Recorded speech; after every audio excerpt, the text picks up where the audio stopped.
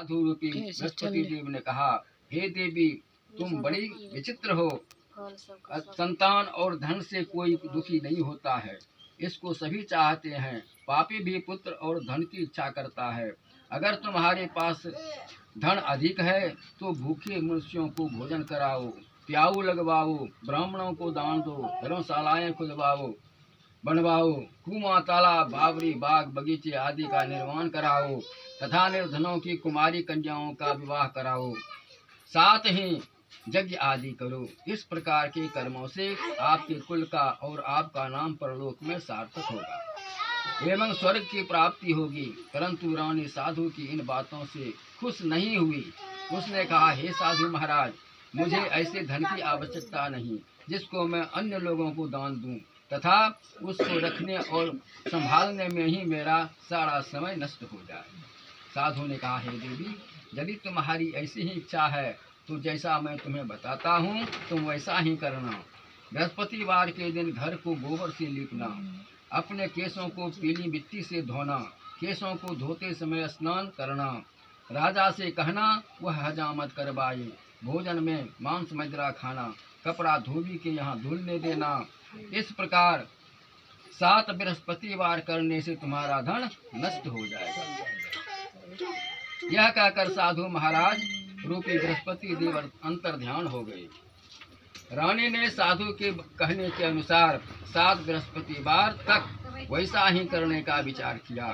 साधु के बताए अनुसार कार्य करते हुए केवल 3 बृहस्पतिवार ही बीते थे कि उसकी समस्त धन संपत्ति नष्ट हो गई। भोजन के लिए दोनों समय परिवार तरसने तथा और सांसारिक भोगों से दुखी रहने लगा।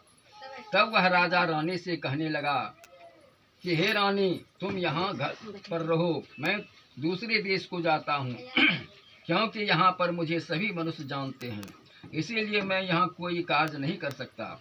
मैं अब परदेश जा रहा हूँ, यहाँ कोई काम धंधा करूँगा, शायद हमारे भाग्य बदल जाएं। ऐसा कहकर राजा परदेश चला गया। वह वहाँ जंगल से लकड़ी काट कर लाता और शहर में बेचता। इस तरह जीवन व्यतीत करने लगा। इधर राजा के बिना रानी और दासियां दुखी रहने लगी। किसी दिन भोजन मिलता और किसी दिन जल पीकर ही रह जाती। एक समय रानी और दासियों को 7 दिन बीता भोजन के व्यतीत करना पड़ा। तो रानी ने अपनी दासी से कहा, हे दासी, यहाँ पास ही के नगर में मेरी बहन रहती है, वह बड़ी धनवान है, तुम उसके पास जा और वहाँ से 5 सेर बेझर मांग कर ले आ, जिससे कुछ समय के लिए गुजर हो जाएगा। दासी रानी की बहन के पास गई। रानी की बहन उस समय पूजा कर रही थी। बृहस्पतिवार का दिन था। दासी ने रानी की बहन से कहा, हे रानी, मुझे आपकी बहन ने भेजा है, मुझे 5 सेर बेझर दे दो। दासी ने यह बात अनेक बार कही, परंतु रानी की बहन ने कोई उत्तर नहीं दिया, क्योंकि वह उस समय बृहस्पतिवार का कथा सुन रही थी। जब दासी को रानी की बहन से कोई उत्तर नहीं मिला तो वह बहुत दुखी हुई, उसे क्रोध भी आया। वह लौटकर रानी से बोली, हे रानी, आपकी बहन बहुत ही धनी स्त्री है, वह छोटे लोगों के बात भी नहीं करती। मैंने उससे कहा तो उसने कोई उत्तर नहीं दिया, मैं वापस चली आई। रानी बोली, हे दासी, इसमें उसका कोई दोष नहीं है। जब बुरे दिन आते हैं तब कोई सहारा नहीं देता, अच्छे बुरे का पता विपत्ति में ही लगता है। जो ईश्वर की इच्छा होगी वही होगा, यह सब हमारे भाग्य का दोष है। उधर रानी की बहन ने सोचा कि मेरी बहन की दासी आई थी, परंतु मैं उससे नहीं बोली। ध्यान के अपनो दासी जगह बहन का बड़ा धनवान है, मतलब इधर अपनो कर्म है, कर्म सार न गरीब है नहीं। साधु की बात मानती है नहीं होती, लेकिन कुछ नहीं मान लेते। यही किसी कोनो भी कर्म करना चाहिए, तो अच्छा कर्म सबसे पूछ ही लगी करना से अच्छा होते ही नहीं।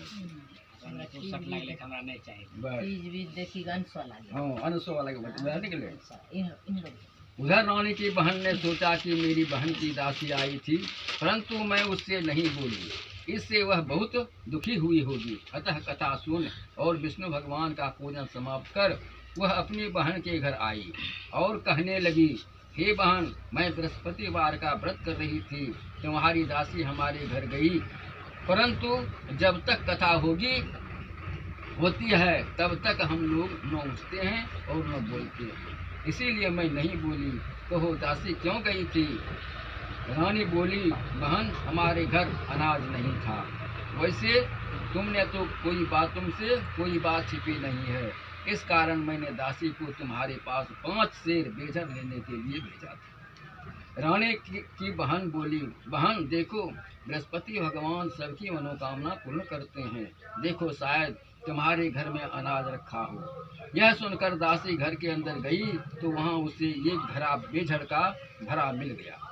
अपने पूजा पाठ होने के लिए तब सुनिए ना, मुझे उनके कृपा से, उनकी दया से ले हम बेझड़ बिना अन्य। बड़ी हैरानी हुई क्योंकि उसने एक बर्तन देख लिया था, उसमें बाहर आकर रानी को बताया। दासी अपनी रानी से कहने लगी, हे रानी देखो, वैसे हमको जब अन्न नहीं मिलता तो हम रोज ही व्रत करते हैं, अगर इससे व्रत की विधि और कथा पूछ ली जाए तो उसे हम भी क्या करेंगे। अब दिमाग फिर लो दासी के, रानी का भी नहीं है फिर। दासी ने कहने पर रानी ने अपनी बहन से बृहस्पतिवार व्रत के बारे में पूछा। उसकी बहन ने बताया, हे रानी बहन, बृहस्पतिवार को सूर्योदय से पूर्व उठकर स्नान करके बृहस्पतिवार का व्रत करना चाहिए, लेकिन उस दिन सिर नहीं धोना चाहिए। बृहस्पतिवार के व्रत में चने की दाल और मुनक्का से विष्णु भगवान का केले के वृक्ष की जड़ में पूजन करने तथा दीपक जलावे। उस दिन एक ही समय भोजन करे, भोजन पीले खाद्य पदार्थ का करे तथा कथा सुने। इस प्रकार करने से गुरु भगवान प्रसन्न होते हैं, अन्न पुत्र धन देते हैं, मनोकामना पूर्ण होती है। व्रत और पूजन की विधि बताकर रानी की बहन अपने घर लौट गई। रानी और दासी दोनों ने निश्चय किया कि बृहस्पति देव भगवान का पूजन करना चाहिए। 7 दिन बाद जब बृहस्पतिवार आया तो उन्होंने व्रत रखा। खुरसाल में जाकर चना और गुड़ बीन लाई और उसकी दाल से केले की जड़ तथा विष्णु भगवान का पूजन किया। अब भोजन पीला कहाँ से आए? दोनों बड़ी दुखी हुई, परंतु उन्होंने व्रत किया था, इस कारण बृहस्पति देव भगवान प्रसन्न थे। एक साधारण व्यक्ति के रूप में वे 2 थालों में सुंदर पीला भोजन लेकर आए और दासी को देखकर बोले, हे दासी, यह भोजन तुम्हारे और रानी के लिए है, तुम दोनों करना। दासी भोजन पाकर बड़ी प्रसन्न हुई और रानी से बोली, रानी जी भोजन कर लो। रानी को भोजन आने के बारे में कुछ पता नहीं था, इसीलिए वह दासी से बोली, जा तू ही भोजन कर, क्योंकि तू हमारी व्यर्थ में हंसी उड़ाती है। दासी बोली, एक व्यक्ति भोजन दे गया है। रानी कहने लगी, वह भोजन तेरे ही लिए दे गया है, तू ही भोजन कर। दासी ने कहा, वह व्यक्ति हम दोनों के लिए 2 थालों में भोजन दे गया है, इसीलिए मैं और आप दोनों ही साथ साथ भोजन करेंगे। दोनों ने गुरु भगवान को नमस्कार कर भोजन प्रारंभ किया। उसके बाद से वे प्रत्येक बृहस्पतिवार को गुरु भगवान का व्रत और पूजन करने लगी। बृहस्पति भगवान की कृपा से उसके पास धन हो गया, परंतु रानी फिर पहले की तरह से आलस करने लगी। तब दासी बोली, देखो रानी, तुम पहले भी इस प्रकार आलस करती थी, तुम्हें धन के रखने में कष्ट होता था, इस कारण सभी धन नष्ट हो गए। अब गुरु भगवान की कृपा से धन मिला है तो फिर तुम्हें आलस्य होता क्यों है? बड़ी मुसीबतों के बाद हमने यह धन पाया है, इसीलिए हमें दान पुण्य करना चाहिए। तुम भूखे मनुष्यों को भोजन कराओ, प्याऊ लगवाओ, ब्राह्मणों को दान दो, कुआं तालाब बावरी आदि का निर्माण कराओ, मंदिर पाठशाला बनवाकर दान दो, तुम्हारी कन्याओं का विवाह करवाओ, धन को शुभ कार्यों में खर्च करो, जिससे तुम्हारे कुल का जस बढ़े तथा स्वर्ग प्राप्त हो और पितृ प्रसन्न हो। दासी की बात मानकर रानी ने इसी प्रकार के कर्म करने प्रारंभ किए, जिससे उनका काफी जस फैलने लगा। एक दिन रानी और दासी आपस में विचार करने लगी कि न जाने राजा किस दशा में होंगे। अब राजा सब जंगल गए छोड़ी कर ओकरा भी बड़ा चिंता हो लगे दोनों को। उसकी कोई खोज खबर नहीं है। गुरु भगवान ने उन्होंने प्रार्थना की और भगवान ने रात्रि में राजा को स्वप्न में कहा, हे राजा उठ, तेरी रानी तुझको याद करती है, अब अपने देश को लौट जा।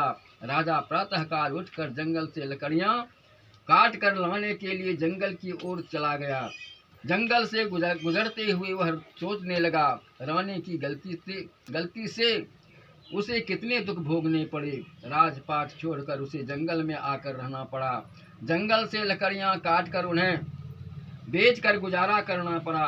उसी समय उस जंगल में बृहस्पति देव एक साधु का रूप धारण कर आए और राजा के पास जाकर बोले, हे लकड़हारे, तुम इस सुनसान जंगल में किस चिंता में बैठे हो, तुम्हें मुझे बतलाओ। यह सुनकर राजा ने के नेत्रों में जल भर आया और साधु की वंदना कर बोला, हे प्रभु, आप सब कुछ जानने वाले हैं।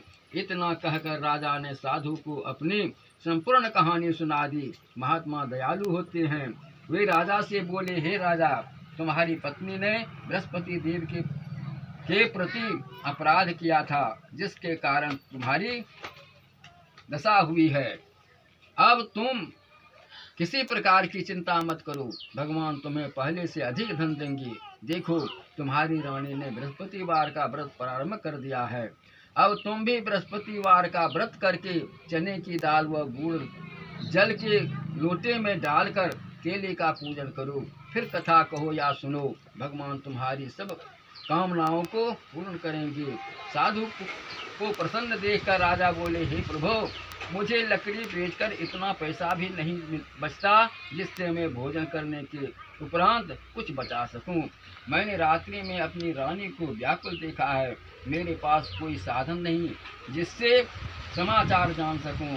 फिर मैं बृहस्पति देव की क्या कहानी कहूं, मुझको तो कुछ भी मालूम नहीं है। साधु ने कहा, हे राजा, तुम किसी बात की चिंता मत करो। बृहस्पतिवार के दिन तुम रोजाना की तरह लकड़ियां लेकर शहर में जाओ। तुम्हें रोज से दुगुना धन प्राप्त होगा। इससे तुम भली भांति भोजन कर लोगे तथा बृहस्पति देव की पूजा का सामान भी आ जाएगा।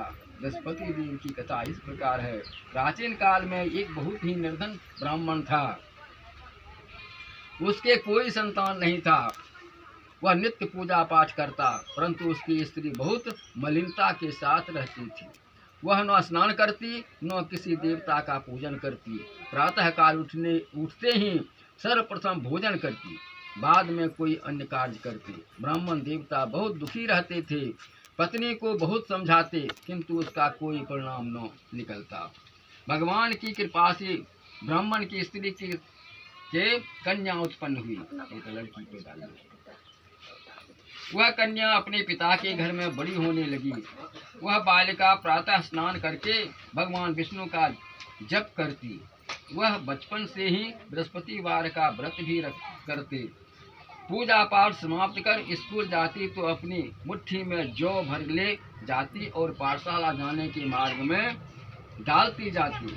वही जो स्वर्ण के हो जाते थे, तो लौटते समय उनको बेचकर घर ले जाती। एक दिन वह बालिका सूप में उस सोने के जौ को फटक कर साफ कर रही थी। तभी उसकी माँ ने देख लिया और कहा, हे बेटी, सोने के जौ को फटकने के लिए तो सोने का सूप होना चाहिए। दूसरे दिन गुरुवार था। इस कन्या के व्रत रखा और बृहस्पति देव से प्रार्थना करके कहा, हे प्रभु, यदि मैं सच्चे मन से आपकी पूजा की हो तो मुझे सोने का सूप दे दो। बृहस्पति देव ने उसकी प्रार्थना स्वीकार कर ली। रोजाना की तरह वह कन्या जौ फैलाती हुई स्कूल चली गई। स्कूल से लौटकर जब वह जौ बीन रही थी तो बृहस्पति देव की कृपा से उसे सोने का सूप मिल गया। उसे वह घर ले आई और उससे जौ साफ करने लगी, परंतु उसकी माँ का वही ढंग रहा।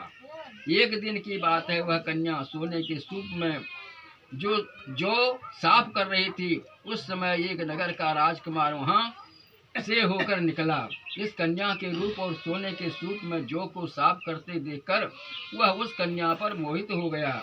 राजमहल जाकर वह भोजन तथा जल त्याग कर उदास होकर लेट गया। राजा को जब राजकुमार द्वारा अन्न जल त्यागने का समाचार मिला तो उसने अपने मंत्रियों के साथ वह अपने पुत्र के पास गए और बोले, हे बेटा, तुम्हें किस बात का कष्ट है? किसी ने अपमान किया है अथवा कोई और कारण है? मुझे बताओ, मैं वही करूंगा जिससे तुम प्रसन्नता से हो। राजकुमार ने अपने पिता की बातें सुनी तो वह बोला, मुझे आपकी कृपा से किसी बात का दुख नहीं है। किसी ने मेरा अपमान नहीं किया है, परंतु मैं उस लड़की के साथ विवाह करना चाहता हूँ जो सोने के सूप में जौ साफ कर रही थी। यह सुन राजा आश्चर्य में पड़ गया और बोला, हे बेटा, इस तरह की कन्या का पता तुम्हें लगाओ। मैं उसके पास उनके साथ तुम्हारा विवाह अवश्य ही कर दूंगा।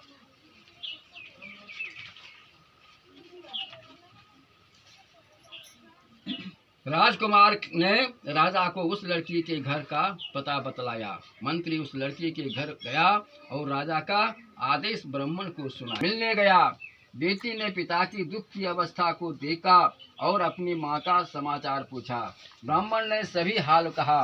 कन्या ने बहुत सा धन देकर अपने पिता को विदा कर दिया।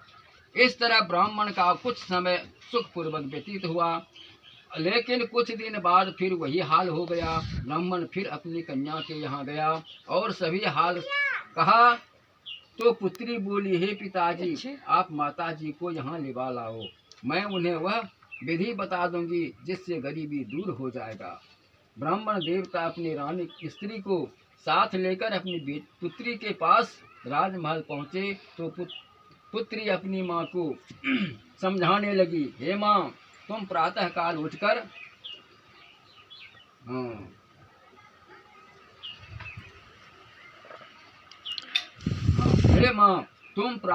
उठकर प्रथम स्नान आदि करके विष्णु भगवान का पूजन करो तो सब दरिद्रता दूर हो जाएगी। परंतु उसकी माँ ने उसकी एक बात नहीं मानी। वह प्रातः काल उठकर अपनी पुत्री का बचा खुचा जूठन खा लेती थी। एक दिन उसकी पुत्री को बहुत गुस्सा आया। उसने एक रात एक कोठरी से सारा सामान निकाल दिया और अपनी माँ को उसमें बंद कर दिया। प्रातः उसमें से उसे निकाला तथा स्नान आदि करा के पूजा पाठ करवाया तो उसकी माँ की बुद्धि ठीक हो गई। इसके बाद वह नियम से पूजा पाठ करती और प्रत्येक बृहस्पतिवार को व्रत रखती। इस व्रत के प्रभाव से उसकी माँ भी बहुत धनवान हो गई और बृहस्पति देवता के प्रभाव से स्वर्ग को प्राप्त गई। उस ब्राह्मण भी सुख पूर्वक इस लोक का सुख भोग कर स्वर्ग को प्राप्त हुआ। इस तरह कहानी कहकर साधु देवता वहाँ से लिप्त हो गए। बोलिए प्रेम से श्री बृहस्पति देव की।